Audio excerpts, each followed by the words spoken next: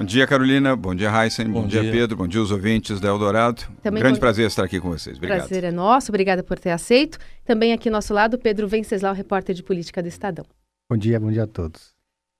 Bom, lembrando que você acompanha essa entrevista também pela nossa rede, facebook.com/Rádio Eldorado, pelo site da rádio, pelo portal Estadão, e pode mandar também a sua pergunta para o candidato também pelo WhatsApp, o 994811777. Bom, João Dória é natural de São Paulo, empresário, já ocupou outros cargos públicos antes de assumir a prefeitura da capital e pela primeira vez concorre ao governo do estado, ex-prefeito aqui da capital. Coligação Acelera São Paulo conta com DEM, PSD, PP, PRB e PTC. Prefeito, queria começar falando sobre o número de pessoas que vão votar em branco, nulo ou que estão indecisas. É o maior das últimas 5 eleições, segundo um detalhamento do Ibope-CNI que saiu ontem. E somado a isso, eu queria também usar a mesma pesquisa que indica que o senhor lidera as intenções de voto aqui em São Paulo, mas também lidera a rejeição. No estado e na capital é ainda maior. Queria saber como é que o senhor planeja atingir esses não votos e como é que o senhor explica e tenta reverter também esse índice de rejeição. Carolina, primeiro em relação à tendência para o voto em branco, voto nulo ou voto ausente. É um gesto ruim. Eu tenho dito em várias reuniões que as pessoas que acreditam na democracia, que querem democracia e querem valorizar a mudança no Brasil, devem votar. Devem, evidentemente, avaliar o seu voto, estudar, mas tomar a decisão de votar. Anular o voto, votar em branco, estar ausente no dia da votação, é estimular os bandidos, aqueles que querem fazer uso da política e que são pessoas que não têm as boas intenções e não querem ajudar o Brasil a ser um país melhor. Votar é fundamental. Escolha o seu voto, faça isso. Nós temos 2 meses ainda pela frente para que cada um possa fazer a sua melhor opção para a presidência da República. Espero que seja o Geraldo Alckmin, para o governo do Estado, espero que seja o nosso nome, para o Senado, espero que seja a Mara Gabrilli e o Ricardo Trípoli, para deputado federal e para deputado estadual. Em relação às pesquisas, há 4 meses nós lideramos todas as pesquisas. Todas, as dos maiores institutos, dos médios e até outras pesquisas, vamos chamar assim, de instituições sérias. Isso revela, ainda que um certo desgaste, como você mencionou, e é fato, da nossa saída da Prefeitura de São Paulo, mas os índices demonstram com clareza a nossa liderança, o que também não é a decisão final, até porque a pesquisa é sempre o retrato do momento. Nós temos que seguir a boa toada da nossa campanha como se estivéssemos em último lugar. Humildade, trabalho e dedicação. É assim que eu tenho conduzido a nossa campanha, agora sob a liderança do Rodrigo Garcia, que além de nosso candidato a vice-governador, é também o coordenador geral da nossa campanha. Agora, candidato, é interessante que nessa sua rejeição não tem só quem rejeita, tem quem já gostou muito do senhor e que tanto que queria que o senhor ficasse na Prefeitura de São Paulo. Como é que o senhor pretende convencer esse pessoal que se sentiu abandonado, que não gostou da sua decisão de disputar o governo do Estado? Heisen, primeiro respeitando a posição das pessoas e compreendendo, e não me antagonizando a essas pessoas. 2, mostrando que nós deixamos em São Paulo um grande gestor, o Bruno Covas. O Bruno foi eleito comigo, foi uma decisão minha, inclusive, de termos chapa pura. Eu contrariei decisões, vamos dizer, do Alto Tucanato, que não queria a chapa pura, e eu defendi a chapa pura com o Bruno, de quem ganhei nas prévias. Eu não convidei o Bruno para ser vice, para que ele saísse das prévias. Eu venci o Bruno nas prévias e o convidei para participar da chapa, porque tinha absoluta convicção das qualidades do Bruno. E, de fato, isso está se confirmando. O Bruno, ao longo desses 120 dias, como prefeito de São Paulo, tem tido uma conduta correta, objetiva, transparente, tem sido um líder. Com 38 anos de idade, formado em economia pela PUC, formado também em direito pela USP, na São Francisco, o Bruno tem sido um líder vigoroso, trabalhador, dedicado, um bom prefeito de São Paulo. As pessoas vão percebendo isso. Não há aquela sensação, Heisen, que muitas vezes essas pessoas, de bom sentimento, como você colocou, esperavam, só tem um piloto no comando deste avião, desse grande avião que é a cidade de São Paulo, e ao deixar a cabine de comando não tem um segundo piloto, não tem ninguém. Tem, e o Bruno tem sido um grande comandante e um grande piloto. Então, isso tem ajudado a diminuir gradualmente essa rejeição, vamos chamar assim, das pessoas do bem. Pessoas que votaram em mim e que acreditaram na nossa proposta, até porque, repito, a proposta era minha e do Bruno Covas, que está dando continuidade. A equipe está aí, nós temos um bom time. Eu só acredito em gestão pública no executivo com bom time, com boa equipe. Não acredito em heróis solitários, em voluntarismo. Acredito em boa equipe, bom time, um time honesto, competente e preparado. E finalmente, para concluir a resposta à sua pergunta, o fato de que, me elegendo governador de São Paulo, a sede do governo é em São Paulo. E em várias áreas, como transporte público, segurança, saúde, educação, assistência social, a influência do governo do Estado chega a 40%. Portanto, São Paulo, tendo um bom prefeito, que é o Bruno Covas, ganhará um segundo bom prefeito, que é João Dória, no Palácio dos Bandeirantes, além de poder ajudar os outros 644 municípios do Estado de São Paulo. Candidato, o Jair Bolsonaro, candidato à presidência pelo PSL, lidera as pesquisas de intenção de voto aqui em São Paulo, apesar do Alckmin ter sido governador por 20 anos. Eu até hoje, pelo menos não tenho esse registro de ter visto críticas suas ao Bolsonaro, ao contrário de outros candidatos a presidente, a governador, a senador, né? O senhor se identifica de alguma forma com o Bolsonaro, vê pontos positivos na candidatura dele? O senhor acha que tem um eleitorado que pode votar aí no Bolsonaro e no senhor? Pedro, eu me identifico com Geraldo Alckmin. Esse é com quem eu tenho identificação. E terá o meu trabalho e o meu voto individual, o meu trabalho para o governo do Estado de São Paulo, o trabalho do meu partido, o PSDB, que é o partido do Geraldo Alckmin, da nossa coligação também. Você acompanhou como nós pudemos ajudar, inclusive, a formalizar as coligações nacionais por termos feito coligações no maior colégio eleitoral do país, que é São Paulo. Assim foi com o DEM, com o PSD, com o PP e com o PRB, partidos que nós aqui 2 meses antes, no caso do PSD, 5 meses antes, fizemos os entendimentos de coalizão para a nossa candidatura aqui em São Paulo. Isso ajudou a formalizar a coalizão para Geraldo Alckmin. Portanto, todo o apoio é para Geraldo Alckmin. E eu não faço campanha com fígado. Eu tenho posições muito críticas, você sabe, a Carolina também, Raizen e os ouvintes do Eldorado, em relação ao PT e os partidos de esquerda. E a Bolsonaro, qual a sua posição? Bolsonaro, ele tem o direito de disputar a eleição e aqueles que têm simpatia por ele têm também o direito de fazer essa opção. A minha é Geraldo Alckmin. O senhor defendeu na prefeitura as suas constantes viagens, né, para dentro do país e mesmo no exterior, e aí falava muito que prefeitar era possível fazer a gestão da prefeitura remotamente. Com uma boa equipe e à distância também. Exatamente. Mas eu sempre ressaltei a boa equipe. Tá.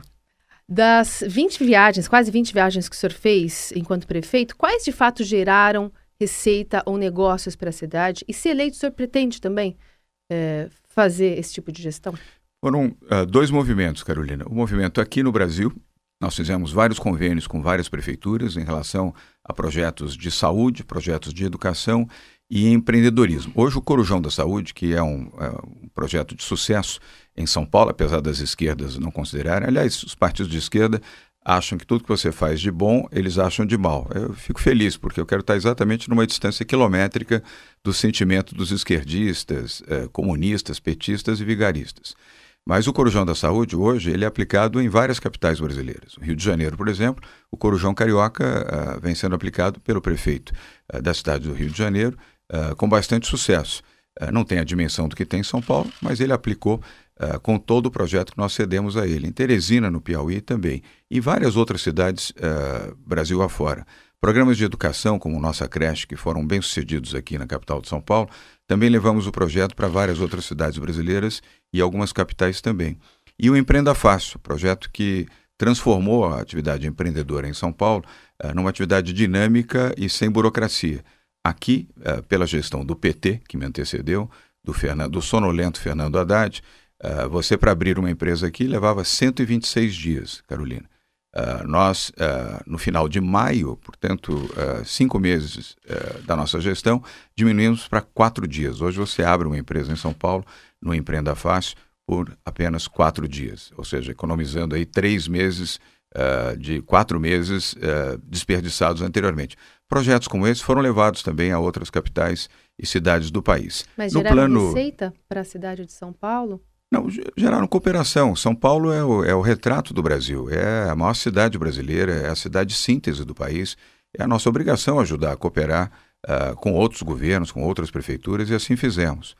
E no plano internacional, aí sim nós trouxemos resultados.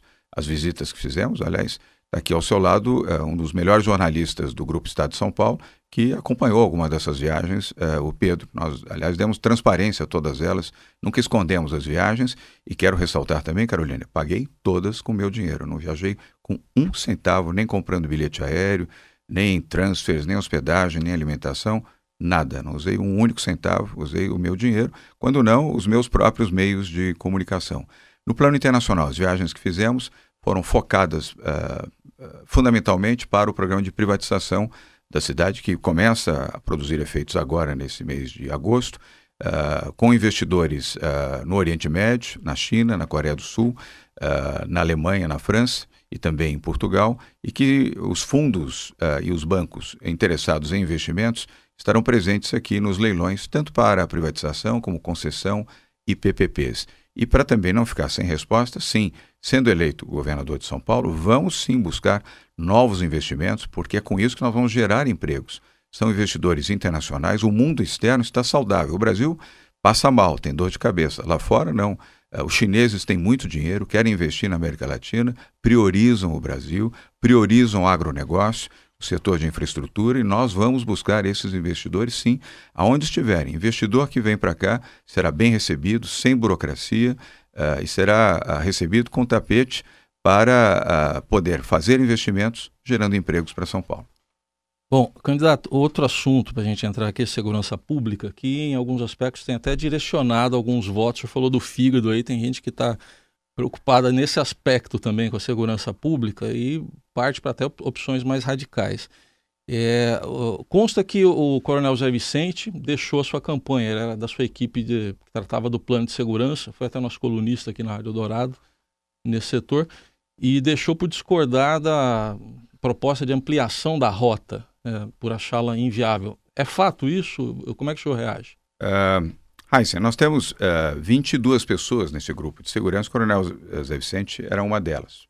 É um direito que ele tem de discordar, mas nós estamos muito convictos de que a política de segurança que nós estamos construindo com este grupo de trabalho, onde participam 8 coronéis, desses 22, 8 são coronéis reformados da Polícia Militar do Estado de São Paulo. Nós temos desembargadores, nós temos advogados, nós temos integrantes da Polícia Civil, ex-integrantes da Polícia Civil, pessoas especializadas para poder construir programa de governo. Aliás, tem que dizer, Heisen, Carolina e Pedro, nós somos o único candidato que constrói plano de governo. Não tem marqueteiro fazendo nosso plano de governo e nem cola copia. Nós temos 246 pessoas em 13 grupos de trabalho, em 16 grupos de trabalho que compõem o programa de governo que nós vamos praticar a partir de janeiro do ano que vem. Na área de segurança pública, o ponto que gerou essa pequena discordância do Coronel Zé Vicente, que tem o meu respeito e eu compreendo, é os BAEPs. Nós temos 5 BAEPs, são os batalhões especiais da polícia aqui no interior do estado de São Paulo. Nós vamos ampliar para 22. Quem compõe os BAEPs? A Rota, que é a elite da elite. A Polícia Militar do estado de São Paulo é a melhor polícia militar do país. E a Rota tem os melhores policiais dentro da melhor polícia militar do país. Nós vamos sim levar os batalhões do BAEP para o interior do estado, elevando aquilo que o governador Alckmin fez de 5 batalhões para 22. São batalhões com 200 a 300 policiais militares, fortemente equipados, com automóveis, veículos, armas, equipamentos de segurança, radiocomunicadores, equipamentos de inteligência, numa ação integrada com a Polícia Civil. E Heisen, ouvintes aqui do Eldorado, quero deixar muito claro, numa frase, o nosso sentimento em relação à política de segurança pública para o Estado de São Paulo. É polícia na rua e bandido na cadeia. Por falar em plano de governo, o coordenador do plano de governo da pré-campanha, agora da campanha, o Roberto Gianetti, foi alvo de uma ação da Polícia Federal, no caso das Zelotes, né? Ele também era vice-chairman do LIDE, Grupo de Líderes Empresariais, que é a empresa fundada pelo senhor. Está hoje afastado das duas posições, não está nem mais no LIDE, nem mais na pré-campanha. Queria saber se foi uma decisão sua de afastá-lo dessas duas posições e como é que o senhor recebeu essa notícia de alguém tão próximo. Pedro, você conhece bem o Roberto Gianetti da Fonseca, conviveu com você, aliás, aqui também no Estadão, Rádio Dourado, durante muitos anos. Eu conheço toda a família há 40 anos. O Roberto, o Eduardo Gianetti da Fonseca, o Marcos Gianetti da Fonseca, uma família de bem, pessoas de bem. E o Roberto é uma pessoa que eu tenho estima, até prova em contrário, ele está se defendendo, ele não foi culpado, ele está se defendendo desse processo das Zelotes. Eu tenho confiança nele, até prova em contrário, continuo considerando ele uma pessoa de bem e toda a sua família, diga-se de passagem. Mas ele tomou a iniciativa no mesmo dia em que houve o anúncio dessa investigação. Ele mesmo me telefonou logo cedo, 7h15 da manhã, ele sabe que eu acordo cedo, pediu um encontro, às 8h30 ele estava no escritório e pediu o desligamento tanto da campanha quanto do lead. Eu aceitei, mas torço pelo bem do Roberto. Eu continuo achando que ele é uma pessoa do bem, espero que ele possa se defender e, ao fazer a sua defesa, ser inocentado. O senhor pretende afastar todas as pessoas que, porventura, integrem o seu governo se eleito, caso investigadas pela polícia? Sim, a resposta é sim, Carolina. Fizemos isso, inclusive, na Prefeitura de São Paulo. Fizemos o afastamento de todos aqueles que, envolvidos em algum tipo de investigação, nós não tivemos ninguém transitado em julgado, mas não é preciso esperar que isso aconteça. Afastar, ou a pessoa pede para se afastar, ou ela é afastada até que as investigações se concluam. É a forma correta de proceder nesses casos. Bom, o senhor, na gestão da Prefeitura, 1 ano e 4 meses, teve um forte viés, nem viés, foi um caminho adotado mesmo de privatizações, concessões também, iniciativa privada. Esse modelo, como é que vai ser no governo do Estado, caso o senhor seja eleito? Será o mesmo. O meu viés, claramente, é desestatizante. Eu sou um liberal, por formação. Eu estudei nos Estados Unidos, estudei na Universidade Católica de Georgetown, em Washington. Ali eu reconfirmei aquilo que já era uma vocação e uma tendência minha de liberalismo. Confirmei na maior economia do mundo, que é a economia americana, que não há outro caminho para a prosperidade social e econômica que não seja pelo liberalismo. Estado menor, setor privado cumprindo o seu papel de gerar emprego, gerar renda, gerar oportunidades. Vamos prosseguir, sim, e vamos avançar de maneira acelerada em programas de desestatização no estado de São Paulo. Diga-se, dando continuidade, talvez com uma velocidade maior, aquilo que Geraldo Alckmin fez ao longo dos seus governos, especialmente na sua última gestão à frente do governo de São Paulo. Mas o senhor poderia citar, por favor, algum setor específico, alguma empresa específica? Posso. Falar de setores, talvez seja mais fácil.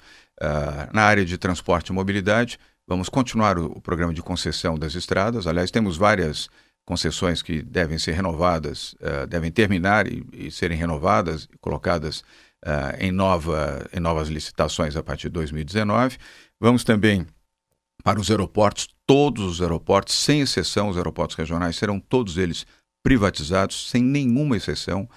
Vamos também para as hidrovias, resgatar um projeto que Franco Montoro implementou na bacia Tietê-Paraná, das hidrovias, mas vamos fazer isso com o setor privado. Há investidores asiáticos com muito interesse na exploração das hidrovias e também das ferrovias, que é outro projeto que, por diversas circunstâncias, não apenas em São Paulo, mas no país, parou.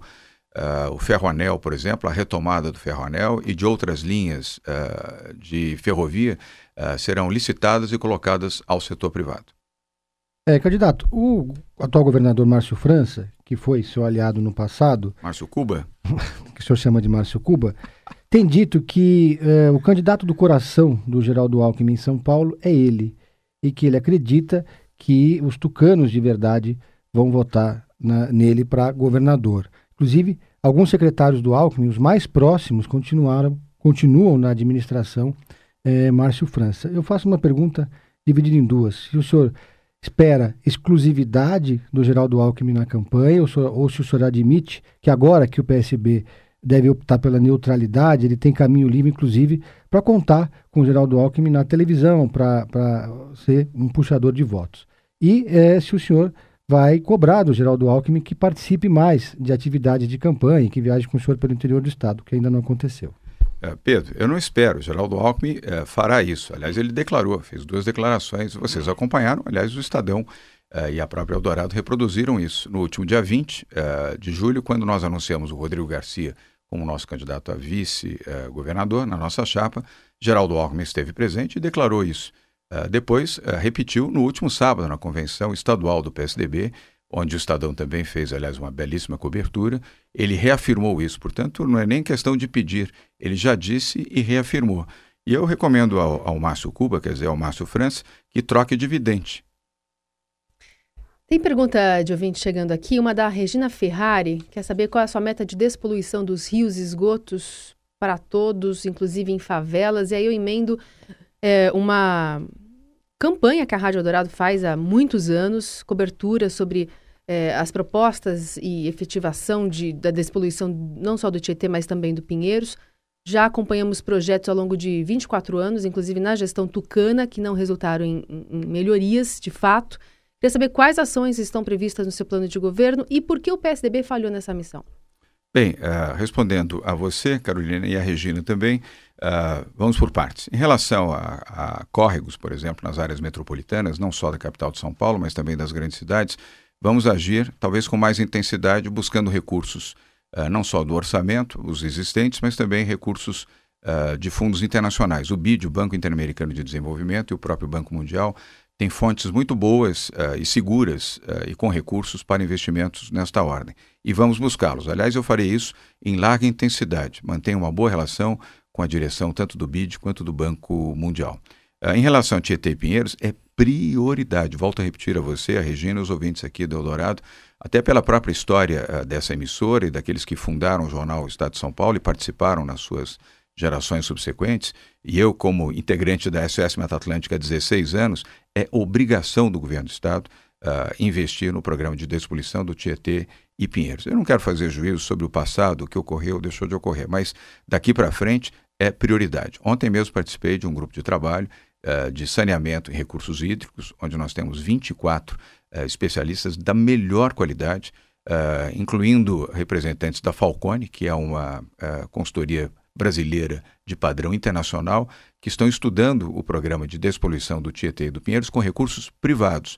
E a boa notícia, Carolina, é que é possível realizar esse trabalho, não é algo imediato, não é instantâneo, não é um estalar de dedos, mas é possível iniciar e é possível despoluir tanto o Tietê quanto o Pinheiros num programa financiado pelo setor privado, com a concessão de utilização dos rios para transporte de carga, transporte de passageiros, turismo, as estações também de embarque e desembarque, e os programas que serão compartilhados também com municípios. Em quanto tempo? Recentemente, apenas para complementar, estive com o prefeito de Guarulhos, que não obstante ser de outro partido, não nos apoia, mas é um rapaz, um jovem prefeito, consciente de que é preciso investir no saneamento básico de Guarulhos, que lamentavelmente, por força das gestões petistas, ao longo dos últimos anos, não investiu nada em saneamento e despeja in natura todo o esgoto da segunda maior cidade do estado de São Paulo, no rio Tietê. Este grupo de trabalho ainda não finalizou o programa com referência a prazo, mas não é longuíssimo prazo não. Isso nós já também tivemos o aceno da Falcone e daqueles que estão envolvidos diretamente nesse programa, de que será a médio prazo. Mas a boa notícia, Carolina, é que vamos iniciar isso imediatamente, já na nossa posse, com a eleição em outubro, a posse em janeiro, vamos iniciar imediatamente. É prioridade absoluta ao lado de saúde, educação, segurança pública e habitação popular, a despoluição do Tietê e do Pinheiros. Candidato, nessa questão da habitação popular está uma forte demanda, né, como o senhor mesmo está citando, inclusive aqui em São Paulo, mais recentemente houve aquela tragédia do edifício que desabou, enfim, pegou fogo e desabou, e os movimentos sociais são muito ativos, né? Como é que o senhor negociaria, por exemplo, com o MTST fazendo um protesto pedindo mais habitação em frente ao Palácio dos Bandeirantes, com o senhor lá dentro? MTST e outros MTs não são movimentos sociais. São movimentos de invasores e vão ser tratados como tal, à força da lei. Não há negociação com invasores, não há negociação com bandidos.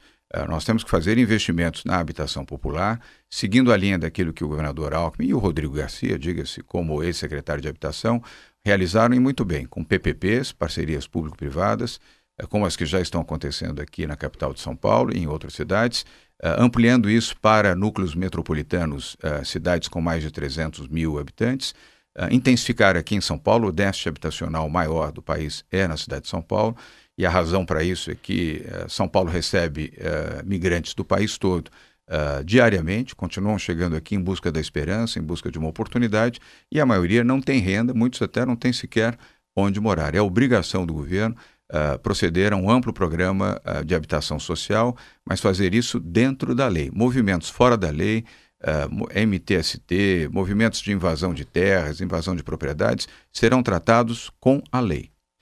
Candidato, o senhor, se for eleito governador, já vai se colocar como candidato a presidente da República no dia 1º de janeiro de 2019 ou vai cumprir até o último dia de mandato no Palácio dos Bandeirantes? Pedro, eleito governador do Estado, vamos governar o Estado de São Paulo. Essa é a nossa obrigação, esse é o nosso dever. E com um bom time, uma boa equipe. Vou seguir na mesma boa atuada de formar um bom time, formar uma boa equipe, ter uma visão liberal para desburocratizar o Estado, agilizar procedimentos, modernizar a máquina pública, utilizar mecanismos de tecnologia e inovação. Você acompanhou de perto o que fizemos com o Daniel Annemberg, o criador do Poupa Tempo, na Prefeitura de São Paulo. Aliás, Carolina, anuncio aqui aos ouvintes da Rádio Eldorado que a partir de novembro, São Paulo, capital, não terá mais papel. Todos os procedimentos serão eletrônicos, até mesmo para aprovação de um edifício, de um prédio, de uma reforma, construção de um hospital, um posto de gasolina, tudo isso feito eletronicamente. Não teremos mais papel na capital. E quando você desburocratiza, Heisen, você diminui muito a corrupção e a chance da corrupção, porque não teremos quem oferece a facilidade para colocar na frente ou algum outro tipo de facilidade e, obviamente, também aquele que compra a corrupção. Então, vamos enfrentar forte e duramente a burocracia com projetos no padrão Poupa Tempo. Aliás, o padrão Poupa Tempo, que é um programa do governo de São Paulo, muitas pessoas se esquecem disso, que é um programa público, eficiente, que nasceu com Mário Covas e se desenvolveu com Geraldo Alckmin. Este será o nosso padrão de serviços públicos no estado de São Paulo. É correto concluir que é mais fácil ser gestor que político? Ou o senhor reconhece que não conseguiu tocar esses projetos por inabilidade política? Não, Carolina, vou responder por partes para você. Nada é fácil. Modificar, mudar, transformar é difícil. E é exatamente por isso que eu não sou político e não quero ser político. Respeito os políticos honestos, os políticos bons, e há políticos honestos, há políticos bons. O exemplo disso é Geraldo Alckmin, a quem me referi já várias vezes aqui nessa entrevista, e outros a quem respeito. Mas eu não quero ser político, eu quero estar na política e ser um bom gestor. Porque não sendo político, você tem a possibilidade de fazer iniciativas como essa de desestatização. Não é fácil. Você tem que fazer audiências públicas, enfrentar a oposição de petistas, esquerdistas, pessoalistas e outros vigaristas que acreditam que Estado grande e gordo é Estado eficiente. Eu acredito no contrário. Acredito em Estado menor, eficiente, prestando bons serviços à população de forma transparente e honesta. E desestatizar, é assim a política liberal. Os países que crescem no mundo moderno, são países liberais. E é esse o programa que nós vamos implementar aqui também no estado de São Paulo. Em relação à Previdência, a Câmara Municipal de São Paulo provavelmente colocará novamente o tema em novembro. É importante que haja o programa da reforma da Previdência Municipal, como também no plano federal. Aqueles que acreditarem que o país, a cidade, o estado devem crescer, têm que enfrentar dificuldades e têm que enfrentar os temas que são tabus. E nisso eu estarei sempre presente. Não tenho o menor medo de enfrentar os temas tabus, não farei política de gestão pensando em eleição. Muito bem, e assim a gente encerra a entrevista com o candidato do PSDB, João Dória, ao governo do estado de São Paulo, agradecendo a sua presença aqui nos nossos estúdios. Muito obrigado, Carolina. E também ao Pedro Venceslau, que participou dessa série conosco aqui, que se encerra hoje. Pedro, valeu. Obrigado. E lembrando que todas as entrevistas estão no nosso site, nas redes sociais. Você pode ver lá, passaram por aqui Paulo Scaff, do MDB, Luiz Marinho, do PT, Lisete Arelaro, do PSOL e Márcio França, do PSDB, concluindo então com PSB e concluindo então com o João Dória aqui no nosso estúdio. Carolina, só para agradecer também o Heisen, obrigado pela oportunidade, obrigado Pedro também pela oportunidade, o nosso operador que está aqui do lado, sem ele a gente não estaria no ar, o Nelson, muito obrigado, e aos ouvintes do Eldorado também, muito obrigado a todos e um bom fim de semana.